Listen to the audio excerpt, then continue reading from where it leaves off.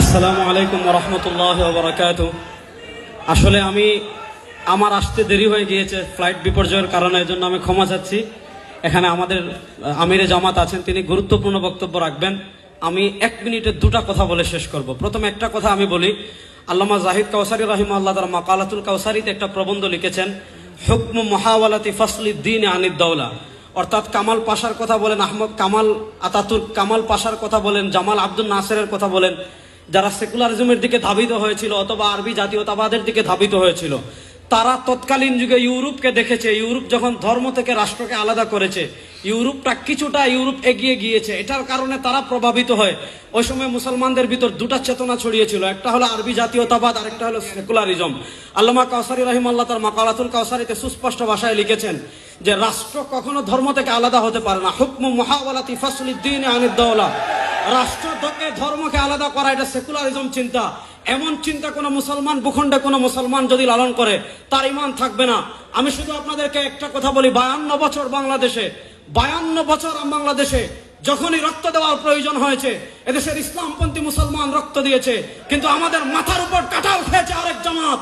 আমরা দেখেছি সব সময় আমরা রক্ত দেই, ক্ষমতায় যায় আরেক দল, কাঁঠাল খায় আরেক দল।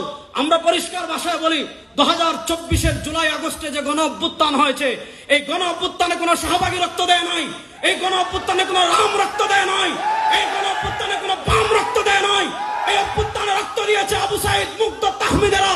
সুতরাং এবার বাংলাদেশে আর আমরা মানুষের কোন তন্ত্রমন্ত্রকে দেখতে চাই না, বাংলার রাষ্ট্র ক্ষমতায় আমরা ইসলামকে দেখতে চাই।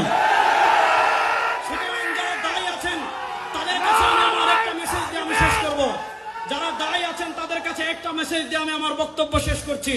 আমাদের ভিতর আকীদাগত ইখতিলাফ থাকতে পারে, আছে, কিয়ামত পর্যন্ত থাকবে। মাযহাবগত ইখতিলাফ আছে, থাকবে, কিন্তু বাংলাদেশের রাষ্ট্র ক্ষমতা ইসলাম যাক, এ ব্যাপারে আমাদের ভিতর কোনো ইখতিলাফ আছে? বলেন, এ ব্যাপারে আমাদের ভিতর কোনো ইখতিলাফ আছে? সুতরাং যারা দায়ী আছেন, আমি আমার ব্যক্তিগতভাবে এই জুলাই আগস্টের পরবর্তী যত জায়গায় আমি বয়ান করি, ইসলামী রাষ্ট্রের রূপরেখা কি হবে, ইসলামী রাষ্ট্র যদি ইমারতে ইসলামে প্রতিষ্ঠা হয়, মানুষ কি কি অধিকার পাবে, বিধর্মীরা কি কি অধিকার পাবে, সুশাসন কিভাবে প্রতিষ্ঠা হবে, ইনসাফ কিভাবে প্রতিষ্ঠা হবে, এই বিষয়গুলো যদি আমরা সাধারণ মানুষের কাছে তুলে ধরতে পারি, সাধারণ মানুষ সেকুলারিজমের দিকে কেন ধাবিত হয়, সাধারণ মানুষ ডেমোক্রেসির দিকে কেন ধাবিত হয়, সাধারণ মানুষ কমিউনিজমের দিকে কেন ধাবিত হয়, ব্যর্থতা আমাদের, আমরা ইসলামের সৌন্দর্য এখনো তুলে ধরতে পারি নাই। আমি সবাইকে অনুরোধ করব, আগামী 1 বছর আমরা যেখানে কথা বলবো, ইসলামী রাষ্ট্রের রূপরেখা তুলে ধরবো।